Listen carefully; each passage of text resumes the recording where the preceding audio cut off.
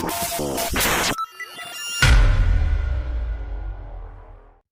Students, welcome to lovely. पिछली class में हम जो है ऑपरेटर्स, डेटा टाइप्स और राइट अलाइन फंक्शंस जो हमने देख लिए थे। आज जो हम देखने वाले हैं जावास्क्रिप्ट कमेंट्स।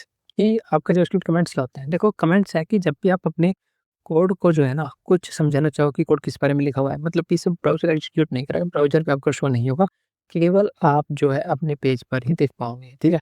तो आप इसे सिंगल लाइन कमेंट लगाना चाहते हैं तो आप डबल स्लैश का उपयोग कर सकते हैं, और मल्टी लाइन जो है कमेंट लगाना चाहते हैं तो आप स्लैश स्टार और स्टार स्लैश से आप इसे क्लोज कर देंगे, स्लैश स्टार से स्टार करेंगे तो आपका एक मल्टी लाइन कमेंट हो जाएगा, जो आप केवल अपने जो है समझने के लिए उपयोग कर सकते हो कि आपने ये सेक्शन किसके लिए क्रिएट किया है, आप ये कोड क्यों लिख रहे हैं, किस वजह से लिख रहे हैं। तो वो सब कुछ आप क्या कर सकते हो, लिख कर के कमेंट कर सकते हो ताकि आपको समझ आए कोड के अंदर कि आपने कहाँ पे क्या-क्या लिखा हुआ है। तो ये आपका क्या था, कमेंट था। अब हमारे पास जो है ना 3 प्रकार के बॉक्स होते हैं जावास्क्रिप्ट में। पॉपअप बॉक्स मतलब कि पॉपअप होकर के आते हैं यहाँ पे आपके, जैसे आपका अलर्ट बॉक्स है, जब भी आपको कोई अलर्ट देना हो तब आप अलर्ट जो है बॉक्स यूज़ कर सकते हैं। कुछ कन्फर्म कराना है यूज़र से तो कन्फर्म करा सकते हो। यूज़र से कुछ पूछना है, इनपुट के रूप में लेना है, तब आप प्रॉम्प्ट बॉक्स यूज़ कर सकते हैं। तो हम तीनों का यूज़ करके देखते हैं, जिससे क्या होगा। सबसे पहले अगर मैं यहाँ पे अलर्ट बॉक्स का यूज़ करूँ, मैं यहाँ पे लिख सकता हूँ don't you want to submit. तो जब भी आप किसी को कॉल करेंगे सबसे पहले आपको यही बॉक्स दिखाई देगा। देखो यहाँ पे लिखा है कि आपको do you want to submit.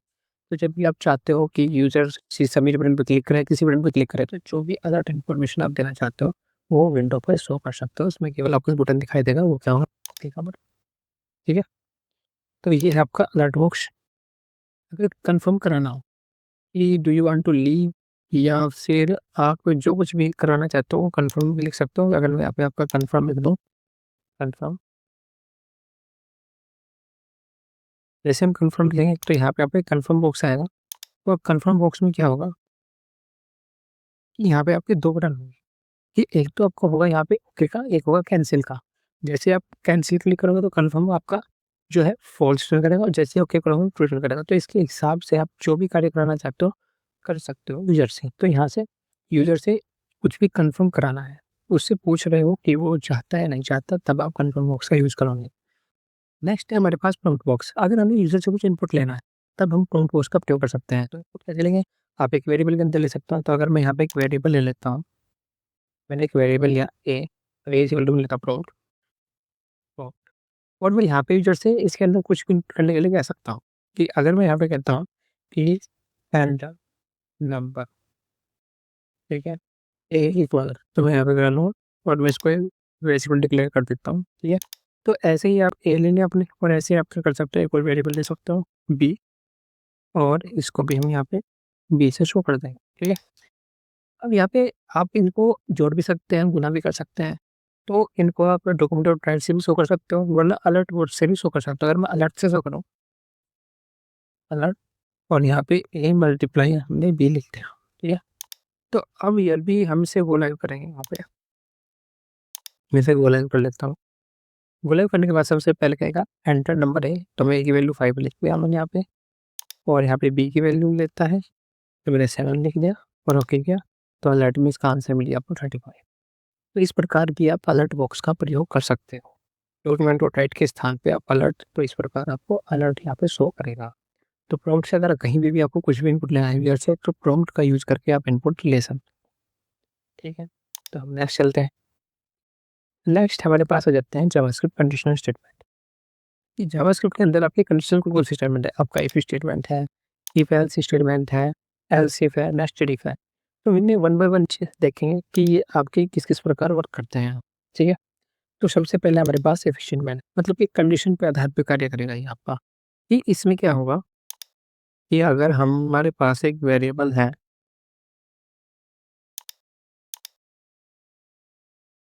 ये हमारे पास एक वेरिएबल है, जैसे कि मैंने यहाँ पे ए की वैल्यू मैंने 5 दी और यहाँ पे वेरिएबल बी की वैल्यू 6 ली। तो इनमें से अगर मुझे ये चेक करना है कि कौन सा बड़ी संख्या है आपकी, तब मैं इसे चेक कर सकता हूँ कि सबसे पहले आपको क्या काम है कि यहाँ पे कंडीशन दोगे। अगर कंडीशन सही है तो इसके के जो ब्लॉक बनता है इसका, उसके अंदर जो लिखा हुआ है वो रन होगा, अदरवाइज नहीं होगा। अगर मैं यहाँ पे कहता हूँ ए बटन बी, और यहाँ पे हम ब्रैकेट्स लगाएंगे, और ये आपका एक इफ का ब्लॉक बनेगा।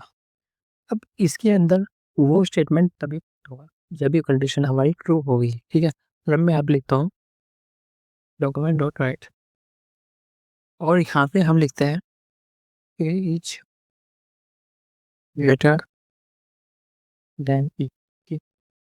तो यहाँ पे क्या होगा, ये कंडीशन तभी प्रिंट होगी जब जो है ए जो है बी से बड़ा होगा, ठीक है। जैसे आप यहाँ पे चेक, कुछ भी यहाँ पे रिजल्ट नहीं आ रहा है, और जब भी मैं यहाँ पे 5 जो है लिखूंगा, अब आप यहाँ पे देखोगे हमारे पास यहाँ पे प्रिंट होकर के आएगा ए इज ग्रेटर देन बी, ठीक है। तो इसके जो है अगर बी यहाँ पे ज़्यादा बड़ा है तो उससे आपका यहाँ पे कुछ भी प्रिंट नहीं होने वाला, ठीक है। तो बस इफ़ की कंडीशन के अंदर आपको यही समझना है कि इफ़ होता है यहाँ पे, फिर इफ़ का एक कंडीशन होती है, उस कंडीशन के ट्रू होने पर ही ये आपका रन होगा। कंडीशन ट्रू नहीं है तो ये रन नहीं होगा। लेकिन अगर आप चाहते हो ये कंडीशन गलत होने पर भी कुछ ना कुछ प्रिंट हो, तब हमारे पास दूसरा स्टेटमेंट और वो कहलाता है हमारा इफ एल्स स्टेटमेंट। कि अगर आपकी इफ वाली कंडीशन सही नहीं है, ये आपका रन नहीं हो रहा, तो तब एल्स वाला स्टेटमेंट रन करा सकते हो। अगर मैं यहाँ पे एल्स लिखता हूँ डॉक्यूमेंट डॉट राइट, और यहाँ पे मैं लिखता हूँ का बीज ग्रेटर देन ए, तो तब ये आपका यहाँ पे प्रिंट हो जाएगा। अब यहाँ पे देखो बीज ग्रेटर देन ए, और यहाँ पे अगर ए जो है ग्रेटर है तो तब लिखा जाएगा ए इज ग्रेटर देन बी। तो यहाँ पे एल्स में कोई कंडीशन नहीं होगी आपकी, केवल इफ वाली ही कंडीशन चलेगी यहाँ पे। अगर कंडीशन सही है तो इफ वाला ब्लॉक रन हो जाएगा, कंडीशन गलत है तो एल्स वाला ब्लॉक रन हो जाएगा। बस इतना ही आपको यहाँ पे ध्यान में रखना है, ठीक है। अब इस पे जो है कुछ क्वेश्चन कर सकते हो, यहाँ पे क्वेश्चन दिए हैं। जैसे अगर आपको चेक करना हो कि अगर एक नंबर है वो पॉजिटिव है तो पॉजिटिव प्रिंट हो, अगर वो नेगेटिव है तो नेगेटिव प्रिंट हो। इसका मतलब ये है कि अगर मेरे पास एक वेरिएबल है यहाँ पे, अगर ये नंबर यहाँ पे 5 लिखा हुआ है, पॉजिटिव नंबर है, तो पॉजिटिव प्रिंट हो जाए। और अगर मैं यहाँ पे लिख दूँ आपका -5 तब नेगेटिव, तो इसके लिए हम क्या करेंगे कि इस नंबर को चेक करेंगे। कैसे चेक करें कि कोई भी नंबर पॉजिटिव तब होगा जब वो 0 से बड़ा होगा, और कोई भी नंबर नेगेटिव तब होगा जब वो 0 से छोटा। तो हम यहाँ पे कंपेयर करें कि अगर ए 0 है तो यहाँ पे क्या है, ये आपका पॉजिटिव है, ठीक है। तब आप यहाँ पे प्रिंट करा सकते हो पॉजिटिव। तो यहाँ से इसको हम कट कर देते हैं और लिख देते हैं पॉजिटिव, और यहाँ पे लिख देते हैं नेगेटिव, नेगेटिव, ठीक है। तो अब यहाँ पे देखेंगे आप, ये नेगेटिव शो हो रहा है क्योंकि -5 है, और जैसे ही +5 लिखूँगा तो पॉजिटिव शो हो जाएगा। तो इस प्रकार आप पॉजिटिव और नेगेटिव यहाँ पे शो कर सकते हो, ठीक है। तो ऐसे ही यहाँ पे क्वेश्चन करके देखना। और यहाँ पे नेक्स्ट है कि अगर आप 18 से ज़्यादा उम्र है आपकी तो एलिजिबल टू वोट आपको शो करना है, और otherwise not eligible to vote तो यहाँ पे तो एलिजिबल टू वोट यहाँ पे लिख देंगे, otherwise not eligible to vote. जिस प्रकार के क्वेश्चन है वो आप यहाँ पे करके देख सकते हो। अब नेक्स्ट है कि अगर आपको मल्टीपल कंडीशंस देंगे, तो मल्टीपल कंडीशंस देने के लिए आपके एल्स इफ स्टेटमेंट है आपके पास, इसका यूज कर सकते हो।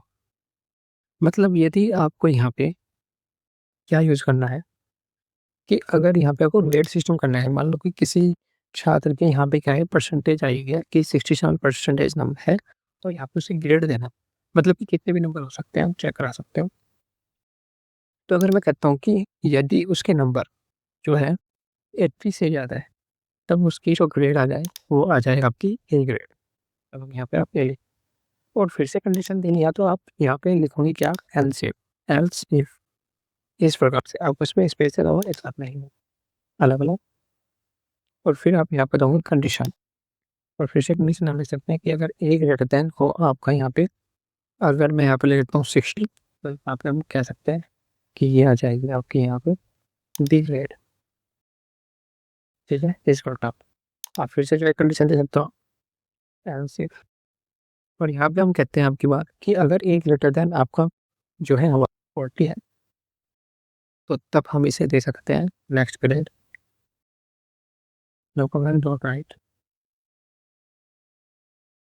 और यहाँ से जो हम देंगे वो दे देंगे इसी, ठीक है। और नेक्स्ट में जो है एल्स लिख करके ये भी कह सकता हूँ डायरेक्टली डॉक्यूमेंट डॉट राइट, तो अगर उसके 40 से भी कम नंबर है तब यहाँ पे शो हो जाए आपका फिर, ठीक है। तो अब यहाँ पे देखो आपकी ग्रेड शो हो रही होगी, यहाँ पे बी है 67 है। तो अगर मैं नंबर कर दूँ यहाँ पे 30 तो दिखा देगा आपका यहाँ पे एफ ग्रेड, और अगर मैं यहाँ पे कर दूँ 75 तो यहाँ पे दिखा देगा आपका बी ग्रेड। तो इस प्रकार आप जो है एक ग्रेडिंग सिस्टम बना सकते हो मल्टीपल कंडीशन देकर, ठीक है। तो इस वीडियो में इतना ही करते हैं, मिलते हैं नेक्स्ट वीडियो।